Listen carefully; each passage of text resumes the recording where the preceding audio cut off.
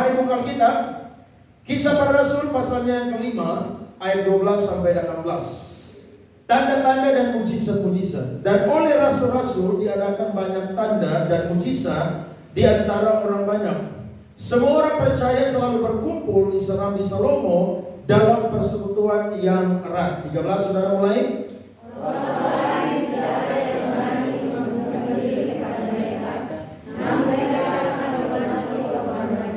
Dan makin lama makin bertambahlah jumlah orang yang percaya kepada Tuhan, baik laki-laki maupun perempuan.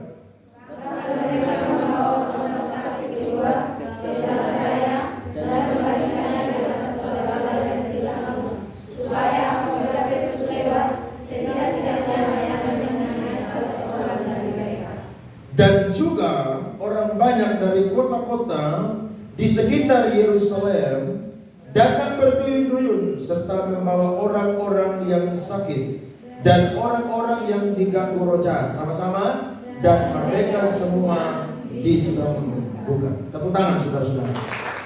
Ya. Ada 3 pandangan tentang karunia Roh Kudus. Dan yang kita bahas pada pagi hari ini tentang karunia supranatural atau karunia kesembuhan ilahi. Saudara bisa lihat pandangan yang pertama, yakni pandangan yang disebut pandangan kontinuanisme. Apa itu? Karunia roh, bahkan perkara supranatural masih terjadi sampai sekarang.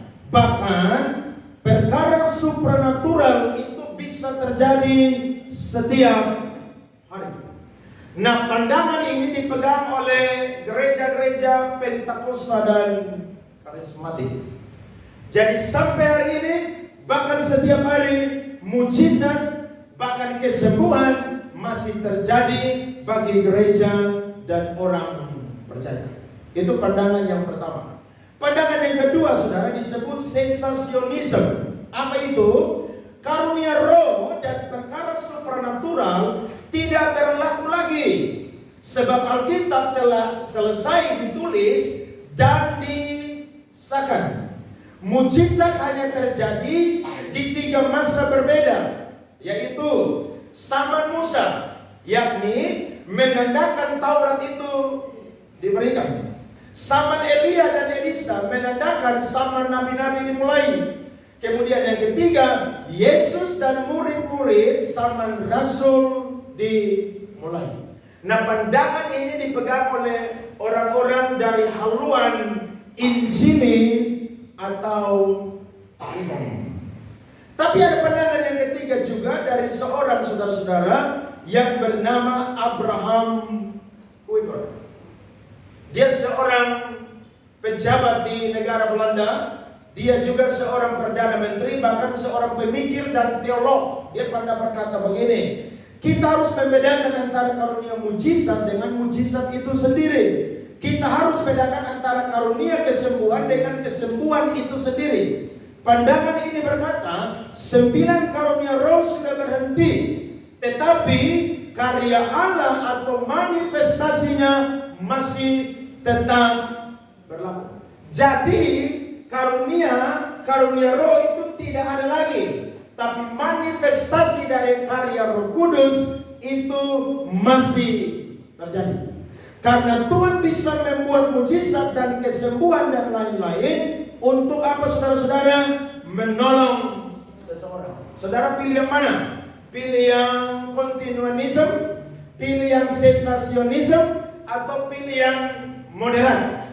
Kalau saya ada di posisi yang pertama, 9 karunia roh masih diberikan kepada gereja, bahkan manifestasi daripada karya Roh Kudus masih tetap terjadi sampai hari ini. Amin. Sebab gereja harus diperlengkapi terus untuk nama Tuhan dipuji, dipermuliakan. Bahkan ada banyak jiwa bisa dimenangkan untuk kemuliaan nama Tuhan. Jadi pandangan yang ketiga ini berkata, tidak ada klaim-klaim lagi bahwa saya hamba Tuhan yang mendapat karunia kesembuhan ilahi, saya hamba Tuhan yang mendapat karunia iman, tapi itu tidak berlaku lagi.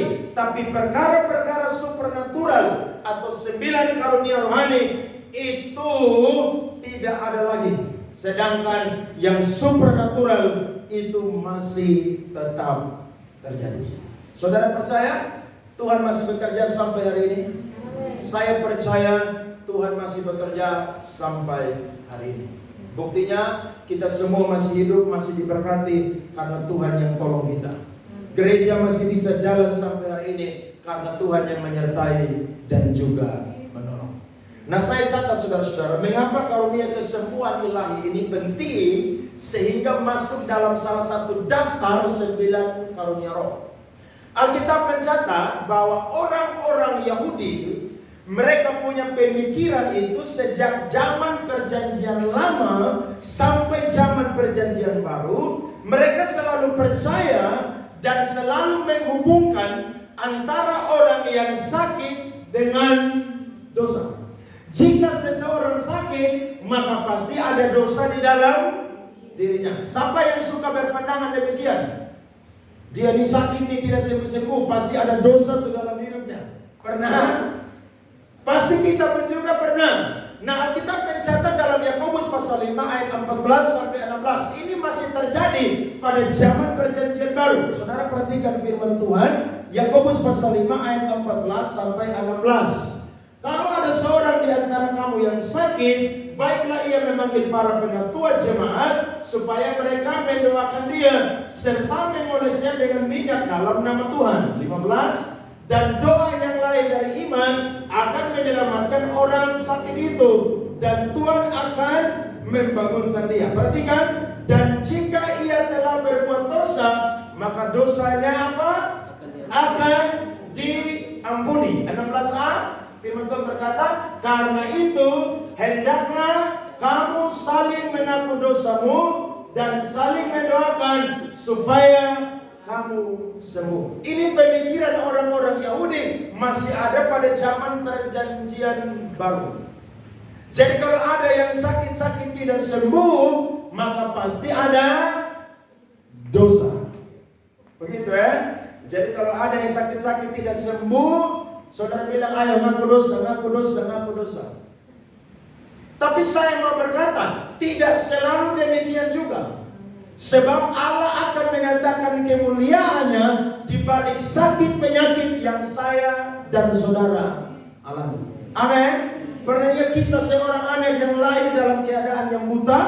Murid-muridnya berkata bahwa orang tuanya berbuat dosa. Tapi Yesus berkata, jangan berkata demikian. Sebab di balik dari sakitnya akan ada kemuliaan yang dikatakan melalui sakitnya. Nah, saudara-saudara, saya mencatat ada 3 tujuan Allah memberikan karunia kesembuhan ilahi kepada gereja. Yang pertama, karunia kesembuhan ilahi diberikan dengan tujuan agar orang percaya mengalami kuasa Allah yang tidak terbatas. Kita baca ayat 12 tadi, dan oleh rasul-rasul diadakan banyak tanda dan mujizat di antara orang banyak. Bahkan Alkitab mencatat ketika orang-orang sakit itu tidak bisa lagi dimuat di dalam bait Allah serambi Salomo, maka mereka diletakkan di luar dari serambi Salomo. Supaya apa? Supaya ketika Petrus lewat, maka bayangannya mengenal orang-orang yang sakit itu, maka mereka akan sembuh. Bahkan orang-orang yang dirasuki oleh roh jahat, Alkitab mencatat mereka pun juga dibebaskan dan mereka menjadi sembuh. Saudara perhatikan, bukan diri Petrus yang harus nampak, bayangannya saja yang lewat itu membuat orang sakit apapun disembuhkan. Hebat atau tidak, saudara-saudara? Hebat itu. Tapi saya mau berkata, kuasa Allah tidak terletak pada bayangan dari Simon Petrus, tapi kuasa Allah dialirkan karena Petrus memiliki hubungan yang erat atau intim dengan Tuhan.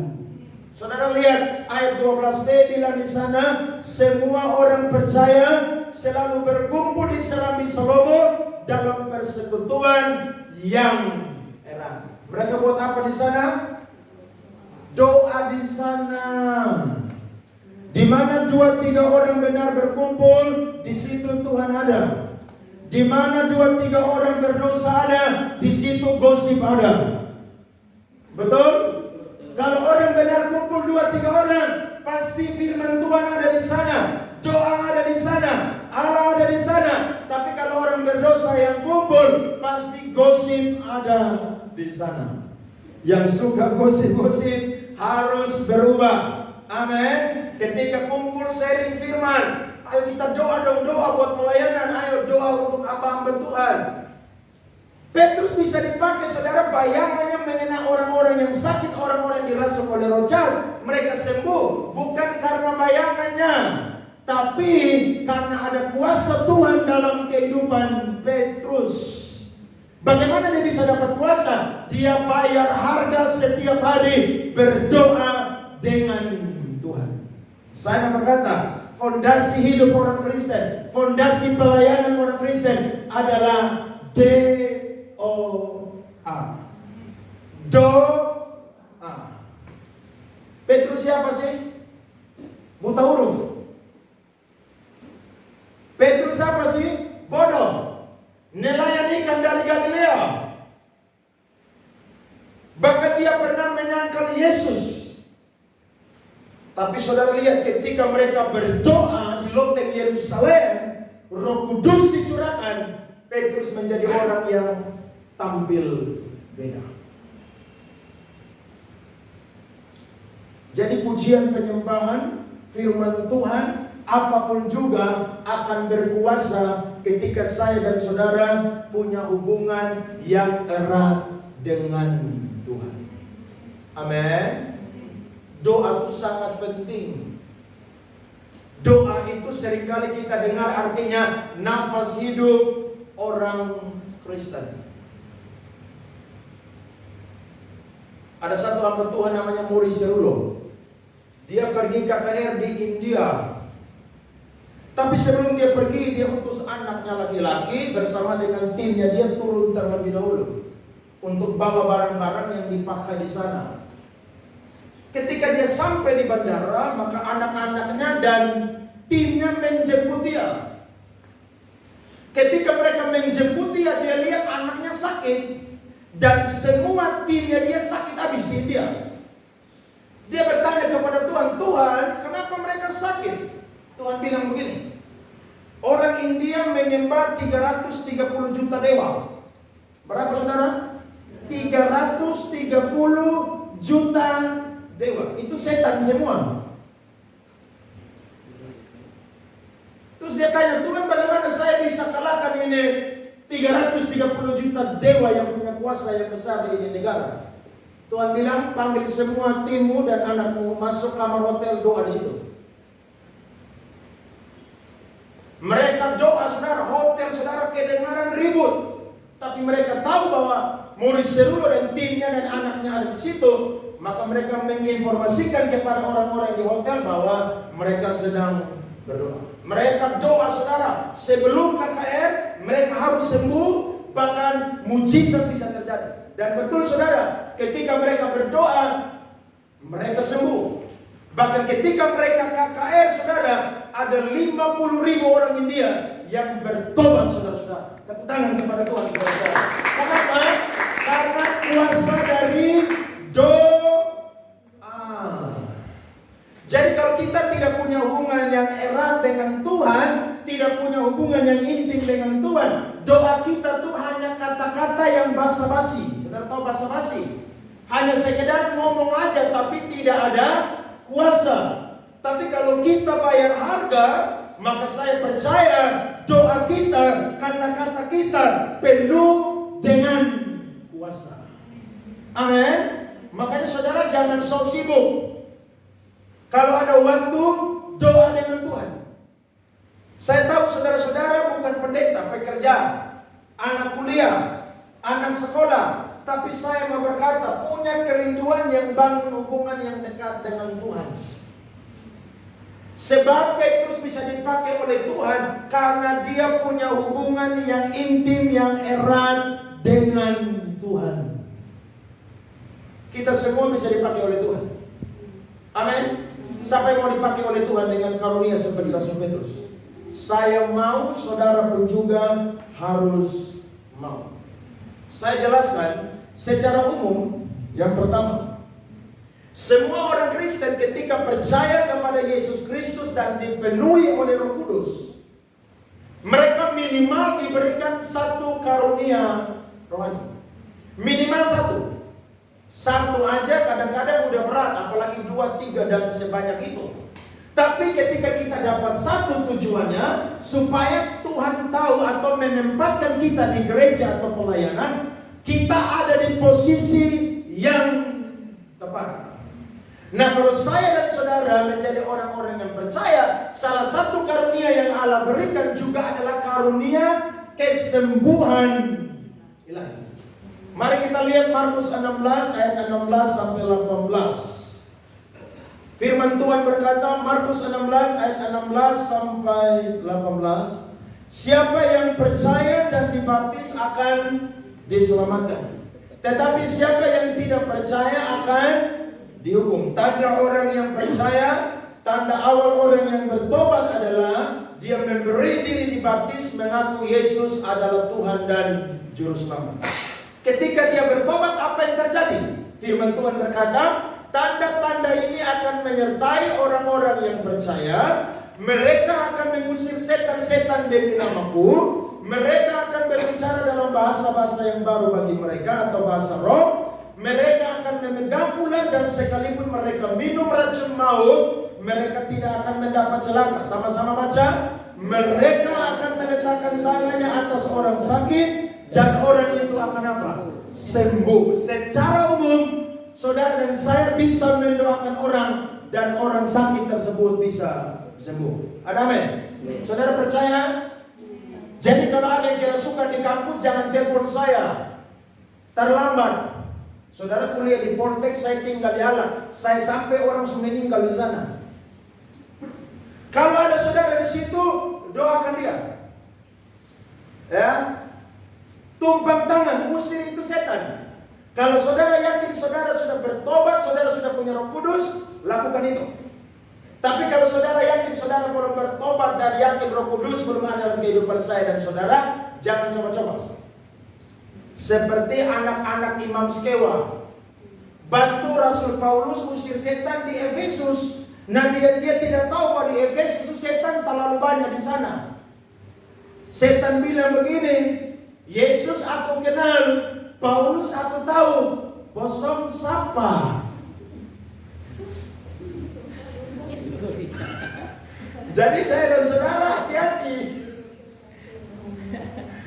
Iya. Tapi kalau kita ada Tuhan, saya percaya iblis akan tunduk, akan takut kepada doa dan kata-kata yang kita keluarkan. Amin. Jadi jangan saudara di Soe sana telepon bagen. Saya ada di Soe orang kerasukan. Kapan saya sampai? Terlalu jauh. Saudara doa tumpang tangan dalam nama Yesus. Setan keluar dari orang ini. Amin. Dulu kita sekolah teologi, ada teman saya doakan orang sakit. Setan kalau kamu tidak keluar, saya keluar dari ruangan ini. Ini lagi doa saya diusir setan. Dia bercanda di situ. Lama-lama setan obrak-abrik kita semua di sini. Saudara mau fitness badan besar bagaimanapun, ingat iblis itu roh. Kita darah dan daging tidak mampu lawan roh, saudara-saudara. Bagaimana kita bisa mengalahkan iblis? Ketika ada kuasa Tuhan, ada firman, ada doa, ada Roh Kudus dalam kehidupan kita. Saya percaya ketika orang sakit kita doakan tumpang tangan, mereka pasti disembuhkan oleh Tuhan. Tepuk tangan saudara-saudara. Haleluya. Bahkan Yohanes 14 ayat yang ke-12 berkata, saudara-saudara, Yohanes 14 ayat 12 berkata, mari baca sama-sama. Aku berkata kepadamu, sesungguhnya barang siapa percaya kepadaku, ia akan melakukan juga pekerjaan-pekerjaan yang aku lakukan, bahkan pekerjaan-pekerjaan yang lebih besar daripada itu, sebab aku pergi kepada Bapa. Maksudnya murid-murid tidak lebih besar daripada Tuhan Yesus. Tapi pekerjaan atau pelayanan mereka lebih lama dari Tuhan Yesus Kristus. Sehingga Alkitab mencatat, Petrus punya bayangan mengenai orang-orang sakit saja, mereka disembuhkan oleh Tuhan. Kalau kita punya doa saudara setiap hari yang bertekun, mujizat pasti akan menyertai saya dan saudara punya kehidupan dan pelayanan. Amin. Musa seorang pendoa. Makanya ketika Musa berdoa dengan Tuhan, dia belah itu laut berau, saudara. Orang Israel jalan di tanah yang kering. Elia seorang pendoa. Ketika dia berkata, hujan tidak akan turun 3 tahun setengah, hujan tidak turun. Tapi ketika dia selesai mengalahkan 450 Nabi Baal di atas Gunung Karmel, dia bersujud berdoa. Dan kurang lebih, dia doa sampai 6 kali, belum kelihatan awan sekecil apapun. Tapi ketika dia berlutut berdoa yang ke-7 kali, maka dia suruh bujaknya pergi lihat. Dan dia lihat ada setitik awan sebesar telapak tangan. Maka disitulah terjadi hujan turun di Israel dan sekitar Israel. Doa Elia saudara bisa melawan bahkan mengalahkan hukum alam. Hebat saudara. Harusnya kan hujan turun tiap tahun. Tapi Elia doa, Tuhan dengar, 3 tahun setengah hujan tidak turun. Itu kasus terjadi di sana. Jangan ada yang doa di NTT seperti demikian. Amin. Doa supaya hujan turun terus, supaya negeri subur. Kalau sampai hujan tidak turun 3 tahun setengah, maka saya dan saudara akan kelaparan. Doa supaya negeri ini diberkati oleh Tuhan. Amin. Kota Kupang, NTT, Indonesia diberkati oleh Tuhan. Secara khusus, menurut teks 1 Korintus 12 ayat 11, saudara perhatikan firman Tuhan. Tetapi semuanya ini dikerjakan oleh Roh yang satu dan yang sama, yang memberikan karunia kepada tiap-tiap orang secara apa saudara? Khusus, seperti yang dikehendakinya. Jadi kadang-kadang Tuhan berikan karunia yang khusus kepada hamba-hamba Tuhan. Seperti Yakobus pasal 5 tadi mengatakan, kalau sakit panggil siapa? Penatua atau gembala sidang atau penilik jemaat. Sebab mereka orang-orang yang sudah diurapi menjadi pemimpin-pemimpin, dan mungkin mereka diberikan karunia kesembuhan ilahi. Sehingga ketika mereka doa dan orang mengaku dosa, maka mereka pasti akan mengalami kesembuhan ilahi. Jadi kadang-kadang ada pendeta-pendeta yang punya karunia itu kesembuhan. Jadi jangan ada yang bilang, bagaimana anti mujizat kesembuhan. Siapa bilang? Justru saya berdoa supaya mujizat-mujizat itu terjadi di mana-mana. Bahkan saya berdoa pun juga Tuhan pakai saya dengan karunia-karunia. Tuhan mau pakai dalam karunia apa? Terserah Tuhan. Sebab Alkitab berkata, yang berikan karunia adalah siapa? Tuhan. Tapi yang bisa ambil karunia siapa juga? Tuhan. Jadi Tuhan punya hak, Tuhan punya kedaulatan. Nah, kalau kita belajar saudara-saudara, Rasul Petrus ini pernah saudara dikecam oleh Tuhan Yesus Kristus karena pernah gagal menyembuhkan orang sakit. Kita lihat Matius 17 ayat 16 sampai 18. Alkitab berkata, aku sudah membawanya kepada murid-muridmu, tetapi mereka tidak dapat menyembuhkannya. Padahal dalam Markus 12, Petrus dan teman-teman itu pernah usir setan. Sampai Yesus berkata, saya lihat iblis jatuh dari langit seperti kilat. Tapi ketika dalam perjalanan pelayanan, mereka pun juga saudara-saudara pernah tidak menyembuhkan orang yang sakit. Alasannya apa? Alasan atau penyebabnya karena mereka tuh kurang percaya. 17, maka kata Yesus, hai kamu angkatan yang tidak percaya dan yang sesat, berapa lama lagi aku harus tinggal di antara kamu? Berapa lama lagi aku harus sabar terhadap kamu? bawalah anak itu kemari. Dengan keras Yesus menegur dia, lalu keluarlah setan itu daripadanya, dan anak itu pun sembuh seketika itu juga. Tapi dalam Kisah Rasul pasal yang kelima, Petrus dipakai oleh Tuhan dengan luar biasa. Amin. Tidak perlu tumpang tangan, tidak perlu usir setan, tidak perlu pakai lidah, bibir, mulut. Cuman lewat aja orang sembuh loh. Wah, itu dahsyat saudara-saudara. Saya yakin kalau saya lewat di Wirasakti dan orang semua sembuh, minggu depan ini tempat tidak muat dengan jiwa-jiwa. Saya percaya cara itu mungkin masih bisa terjadi atau tidak terjadi lagi. Tapi yang saya percaya, manifestasi dari kuasa Allah masih tetap terjadi sampai hari ini. Ada amin? Tuhan sanggup pakai mujizat, Tuhan sanggup pakai kesembuhan untuk menyatakan bahwa Dia Tuhan yang hidup, Dia Tuhan yang masih ada, bahkan Dia mau menolong saya dan juga saudara. Amin. Saudara mau dipakai oleh Tuhan, saya mau dipakai oleh Tuhan. Tapi ingat, jalannya harus kita lakukan. Bertekunlah dalam doa, punya hubungan yang erat intim dengan Tuhan. Karena Tuhan tidak akan sembarangan memberikan kuasanya kepada orang yang tidak punya hubungan yang intim dengan Tuhan. Ada amin? Jadi yang takut-takut setan pulang malam-malam, mulai hari ini bertobat. Sebab ada Tuhan, ada firman, ada Roh Kudus dalam kehidupan kita. Amin. Tuhan sanggup pakai kita, saudara-saudara. Jangan ada yang bilang saya tidak sekolah teologi. Kamu tidak sekolah teologi pun, tapi kalau Tuhan mau pakai kamu, Tuhan bisa pakai kamu. Saya yakin kalau orang yang Tuhan pakai, dia akan punya keinginan untuk belajar firman Tuhan setiap hari. Amin. Jadi Tuhan tidak selamanya pakai orang yang sekolah. Sekolah itu penting, seperti Rasul Paulus. Tapi kadang-kadang seperti Simon Petrus juga, tidak sekolah, tapi mau belajar sungguh-sungguh dan mau punya hubungan yang intim dengan Tuhan. Tuhan bisa pakai saudara-saudara. Amin.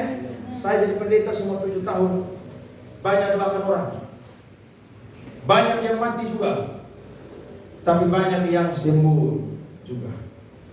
Tugas kita cuma apa? Doa. Kalau doa dan dia mati, berarti memang sudah tiba waktunya dia harus mati. Tapi kalau doa dan dia disembuh, berarti Tuhan mau dia hidup supaya dia melayani Tuhan dan jadi kesaksian bagi banyak orang. Amin. Itu yang pertama. Yang kedua, karunia kesembuhan ilahi diberikan dengan tujuan untuk menolong mereka yang secara medis, perhatikan, secara medis apa? Tidak bisa lagi disembuhkan. Tuhan bisa pakai dokter untuk mengobati orang-orang. Tapi ingat, dokter cuma mengobati. Tapi yang menyembuhkan adalah Yesus Kristus. Banyak orang, saudara, mereka pergi ke Serambi Salomo sampai orang-orang tidak dimuat lagi dalam serambi itu. Mungkin, saudara, mereka adalah orang-orang yang sudah dibawa ke dokter, ke tabib, ke medis, tapi mereka tidak mengalami kesembuhan ilahi. Sehingga ketika mereka lihat bahwa ada banyak orang sembuh dan Petrus bisa menyembuhkan pada waktu itu lewat kuasa Tuhan dalam hidupnya, bahkan lewat bayangannya, maka mereka itu antar orang-orang yang sakit, sehingga orang-orang yang sakit itu mengalami kesembuhan. Kadang-kadang dokter mengobati, tapi dokter kadang-kadang angkat tangan, tidak bisa menyembuhkan. Ingat kisah perempuan sakit pendarahan 12 tahun. Alkitab mencatat dia sudah pergi berobat di semua tabib yang ada di daerah dia, bahkan di luar daerah dia. Bahkan dia punya uang semua sudah dihabiskan untuk pergi berobat. Tapi Alkitab mencatat dia tidak kunjung sembuh. Tapi ketika dia dengar Yesus lewat, maka dia punya iman timbul. Dan dia berkata, aku tidak perlu berbicara dengan dia, sebab aku najis. Tapi asal saja ku jamah jubahnya, maka aku pasti akan sembuh. Dan Alkitab mencatat, dia cuma jamah jubah daripada Tuhan Yesus. Mujizat saudara terjadi bagi perempuan sakit 12 tahun perdarahan. Amin. Jadi dokter bisa mengobati, tapi Tuhanlah yang menyembuhkan. Saya tidak anti dokter. Coba buka Keluaran 31 ayat 1. Semua orang bisa dipakai oleh Tuhan dengan keahlian. Ayat 2. Lihat, kutunjuk Bezalel bin Uri bin Hur dari suku Yehuda. Ayat 3. Dan telah kupenuhi dia dengan roh Allah, dengan keahlian dan pengertian dan pengetahuan dalam segala macam pekerjaan. Mau kerjakan perkakas skema suci aja, Tuhan pakai orang yang punya keahlian. Berarti dokter pun juga adalah orang yang dapat karunia Tuhan yang punya keahlian, sehingga dia bisa sekolah dan bisa belajar tentang organ tubuh dan saraf manusia. Sehingga ketika ada orang yang sakit, maka dokter adalah salah satu sarana yang Tuhan pakai untuk orang yang sakit pergi apa? Berobat. Jadi jangan ada yang anti dokter, ada amin. Jangan saudara sakit, saudara sudah doa aja. Cari hamba Tuhan yang punya karunia penglihatan. Tidak apa-apa, doa aja. Tapi ingat, kadang-kadang ada hamba Tuhan yang tidak dapat penglihatan, tapi asal-asalan bilang penglihatan. Saudara sakit ginjal, dia bilang sakit lain. Minum obat, salah. Akhirnya sakit bukan satu, komplikasi. Baru ke dokter. Dokter tanya, ini sakit apa Pak? Dulu sakit di pinggang saya, kok sekarang udah di dada saya dan di kepala saya. Bahkan sampai kepada paha dan juga betis sampai ujung jari kaki saya. Dokter check up, wah kamu salah diagnosa dan salah minum obat. Siapa yang salah? Ya kamu yang salah. Pergi ke dokter dulu, diagnosa. Nanti dokter bilang ini, baru kita gumuli sama-sama. Kita doakan. Dokter bilang, aduh tidak ada mujizat lagi. Firman Tuhan bilang, tidak ada perkara yang mustahil. Amin. Pergi dulu dong. Ora et labora. Berdoa dan bekerja dengan sungguh-sungguh. Jadi kalau sakit, ayo ke dokter. Wira sakti dekat-dekat. Kalau ada yang sakit, saudara mau didoakan, saya doakan saudara sebentar. Tapi kalau tidak sembuh, rumah sakit dekat-dekat. Langsung pergi nyebrang, check up di sebelah. Amin. Jangan saudara bilang, bagai tolong doakan dulu supaya Tuhan kasih lihat apa. Tuhan tidak setiap hari kasih lihat saya dan saudara. Orang yang dapat karunia saudara, itu tidak sembarangan loh. Makanya saya ini paling takut klaim-klaim baru seperti pendeta-pendeta lain yang berani klaim. Aduh saya paling takut. Kenapa? Karena jangan-jangan kita masuk dalam kategori nabi palsu. Saya kemarin kasih naik di story saya, ada 3 eksploitasi atau pemanfaatan dari seorang hamba Tuhan palsu di akhir zaman. Saya baca coba kita dan saya coba gali. Yang pertama adalah pemanfaatan seksual. Ada banyak pendeta yang tidak mengasihi dia punya jemaat atau dia punya anak-anak muda. Sehingga apa? Sehingga dia pakai itu untuk pelampiasan seksual. Ada banyak kasus. Pendeta perkosa di mana remaja. Di Surabaya ada. Kemudian apa? Eksploitasi apa? Keuangan. Pendeta tidak pernah terbuka dengan keuangan. Uang gereja dia makan buang semua. Yang ketiga, eksploitasi tentang wahyu khusus atau wahyu yang unik. Alkitab ini sudah selesai ditulis dan lengkap. Kita boleh berbicara apapun, tapi dasar dan timbangannya adalah firman Tuhan. Di luar itu minta maaf, sesat. Ada amin? Kemudian siapa lagi yang Yesus pernah sembuhkan? Orang yang dirasuk roh jahat di Gerasa. Setan itu namanya legion. Ketika Yesus baru turun dari perahu dengan murid-murid, dia lihat Yesus sampai, langsung dia sujud. Dia minta ampun supaya jangan dihabisi. Maka Yesus berkata, engkau keluar dari orang ini, pergi masuk ke mana? Babi. Saat itu pun juga orang itu sembuh. Karena Yesus saking sayang orang ini, babi-babi yang jadi korban. Karena manusia punya harga lebih daripada 3.000 ekor babi. Amin. Kalau ada hamba Tuhan buat begitu di Kupang, itu demo besar-besaran, saudara. Kenapa orang pun binatang korban semua? Tidak ada pedagang babi bakar lagi malam-malam di Kumanino. Pasar malam bufu. Kenapa? Babi habis semua. Aroma dan teman-teman tutup semua. Tapi saya berkata, satu jiwa sangat berharga di mata Tuhan. Amin.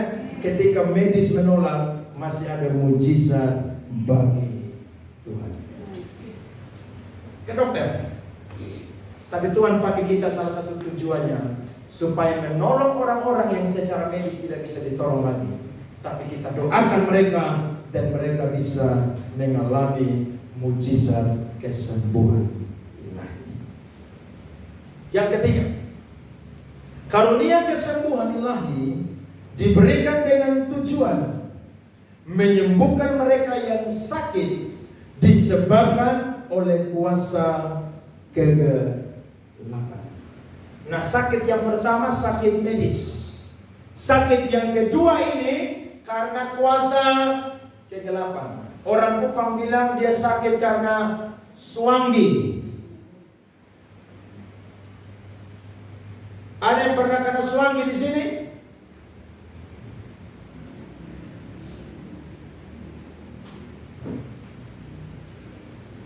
Suanggi banyak di NTT. Di Kupang ada, Rote ada, Sabu ada, Alor lebih banyak lagi di sana. Bapak boleh kuliah? Setan di sana bisa terbang.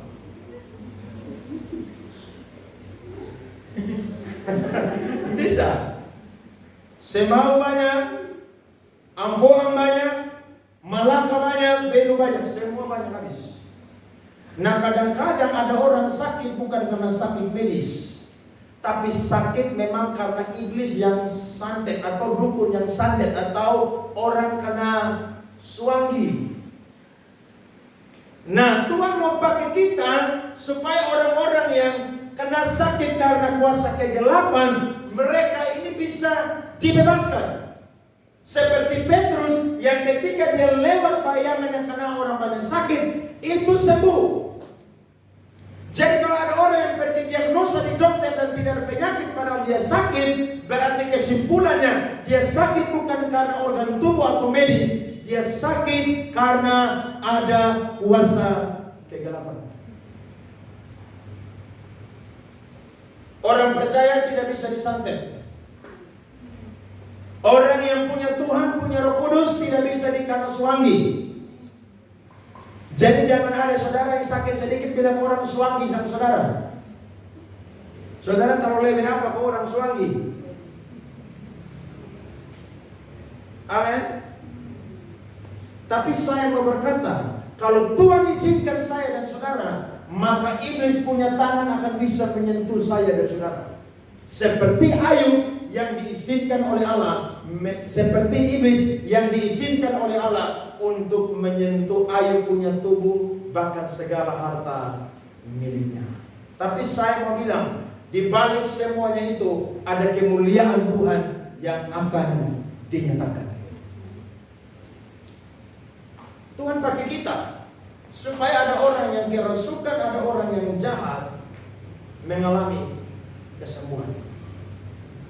Markus 6 ayat 12 sampai 13. Lalu pergilah mereka memberitahu memberitakan bahwa orang harus bertobat. Dan mereka mengusir banyak setan. Dan mengoles banyak orang sakit dengan minyak. Dan menyembuhkan.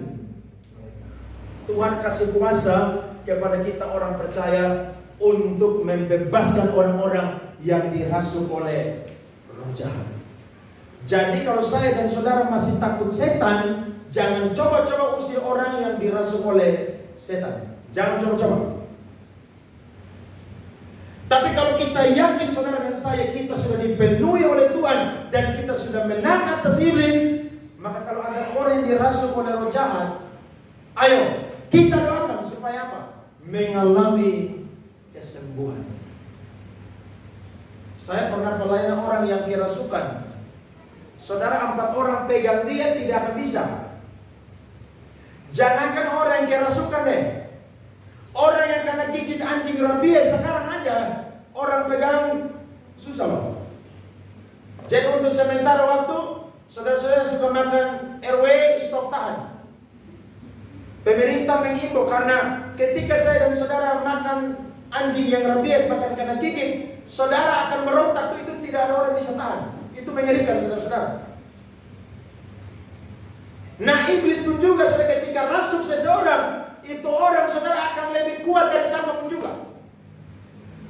Jadi jangan pernah coba-coba kalau saya dan saudara tidak dipenuhi oleh roh Tuhan kemudian usir setan, jangan. Tapi kalau dipenuhi pakai otoritas Tuhan yang ada dalam kehidupan kita. Jadi kalau ada teman di kampus yang dirasuk roh jahat, saudara tiap minggu ibadah, tiap minggu ikut kes, tiap minggu doa puasa, jangan takut-takut. Amin. Anak-anak muda yang kuliah, tak usah telepon saya. Tumpang tangan. Setan model apapun, usir dia. Jadi saudara ibadah tiap minggu, pelayanan, aktif di gereja, kegiatan-kegiatan diperlengkapi oleh firman dan Roh Kudus. Sehingga saya dan saudara punya otoritas. Ada amin. Petrus tidak perlu bicara, hanya lewat aja orang disembuhkan. Berarti iblis itu gentar takut dengan orang yang punya Tuhan, punya urapan, punya kuasa dalam kehidupannya. Bayangannya menyentuh banyak orang, mereka semua disembuhkan oleh Tuhan. Bukan Petrus yang menyembuhkan. Siapa yang menyembuhkan? Tuhan Yesus yang menyembuhkan. Jadi kalau ada hamba Tuhan yang dipakai, saya yang dipakai, saudara-saudara dipakai oleh Tuhan. Bukan kita yang menyembuhkan orang yang sakit, tapi ada Tuhan dalam kehidupan kita lah yang memulihkan dan menyembuhkan orang tersebut. Ada amin? Saudara mau doakan orang yang sakit? Saudara mau diberikan karunia kesembuhan ilahi? Mungkin saudara takut-takut, tapi ayo pagi hari ini yakin bahwa saya dan saudara sudah diberikan kuasa oleh Tuhan. Orang panggil saya, doakan siapapun saya akan sampai. Karena saya tahu ada Tuhan, ada kuasa Tuhan dalam kehidupan saya. Saudara pun juga seperti demikian. Di kantor kalau ada keributan, ada yang dirasuk oleh roh jahat, doakan. Saya ngajar murid les kemarin, dia bilang, Pak Andre minta maaf terlambat les. Kenapa? Ada di sekolah saya tadi banyak orang kesurupan, dirasuk setan. Terus yang panggil Pak Guru Agama semua yang usir setan. Ya guru agama dong. Tapi guru agama tidak mempan, panggil guru yang lain. Bisa. Berarti Tuhan bisa pakai siapapun juga. Tak usah panggil pendeta jauh-jauh, mungkin dia ada doa, dia ada sibuk, dia sampai orang udah meninggal. Saudara dan saya yang sudah diberikan kuasa oleh Tuhan, pakai kuasa dalam kehidupan kita. Ketika kita ngomong, kita doa tumpang tangan, saya percaya setan pasti akan keluar, pasti orang itu dibebaskan, dan mujizat pasti akan terjadi. Ada amin? Yang terakhir saya mau berkata, ketika kita diberikan karunia kesembuhan ilahi, tidak mutlak selalu kita mendoakan orang sakit itu langsung sembuh. Ada tahap-tahap yang mungkin kita doakan. Hari ini dia belum sembuh, kita doakan terus supaya nanti besok dia sembuh. Kalau besok dia belum sembuh, doakan terus sampai dia mengalami kesembuhan. Amin. Jadi karunia tidak mutlak kita doakan semua orang pasti sembuh, tidak. Tapi kalau dia belum sembuh berarti Tuhan masih punya rencana yang lain dalam kehidupannya. Kemudian yang kedua, mungkin waktu Tuhan belum tepat sehingga dia disembuhkan oleh Tuhan. Tapi ayo kita semua punya keberanian dan yakin bahwa ada kuasa Tuhan dalam kehidupan kita. Amin. Kalau ada jemaat yang sakit, saya telepon siapa untuk pergi doa, berangkat pergi doa. Amin. Karena mungkin saya tidak sempat, berangkat pergi doa. Ada orang sakit, pada Okto, berangkat doa, berangkat. Bapak Petrus berangkat doa. Jangan aduh, saya tidak bisa doa loh. Ibadah tiap minggu buat apa? Baca firman tiap minggu untuk apa? Yakin ada kuasa Tuhan dalam kehidupan kita. Amin. Ada orang kerasukan di Siloam, karena dia ada doa usir itu setan. Kamu jangan bikin kacau di Siloam sini. Keluar dari sini. Lo usir. Setan takut dengan orang benar. Bukan karena kita benar suci, tapi ada Tuhan dalam kehidupan kita. Amin. Saya percaya, saya dan saudara doa buat orang sakit, orang kerasukan, mereka akan mengalami mujizat kesembuhan daripada Tuhan. Kalau Petrus dan rasul-rasul bisa dipakai, jemaat KPC dan pelayan KPC semua bisa dipakai oleh Tuhan. Amin. Tepuk tangan. Amin. Buat kebenaran kita. Mari bangkit berdiri.